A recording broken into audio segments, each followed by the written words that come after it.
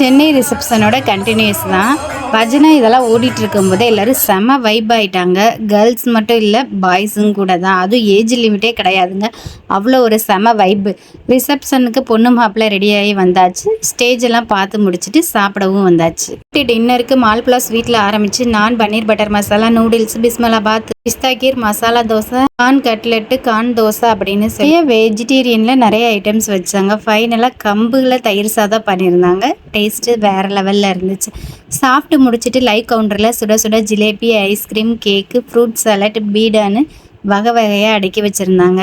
One day மாதிரி தான் ரிசப்ஷனுக்கு போயிருந்தோம். ட்ரெயினுக்கு ரிட்டர்ன் வர லேட் ஆயிடுச்சு அப்படின்னு சொல்லிட்டு ஐஸ்கிரீம் மட்டும் சாப்பிட்டு கிளம்பியாச்சு. என்னென்ன லஞ்சுன்னு டிஸ்பிளே பண்ணியிருக்கேன், வேணுங்கிறவங்க செக் அவுட் பண்ணிக்கோங்க. நெக்ஸ்ட் டே தான் மேரேஜை அட்டன் பண்ண முடியாது அப்படின்னு சொல்லிட்டு ரிசப்ஷன் மட்டும் அட்டன் பண்ணிட்டு கிளம்பிட்டோம். மறு வீட்டு பலகாரமும் ரிட்டர்ன் கிஃப்ட்டு கையோட கொடுத்துட்டாங்க. சென்னைக்கு பாய் பாய் சொல்லிட்டு வந்தாச்சு.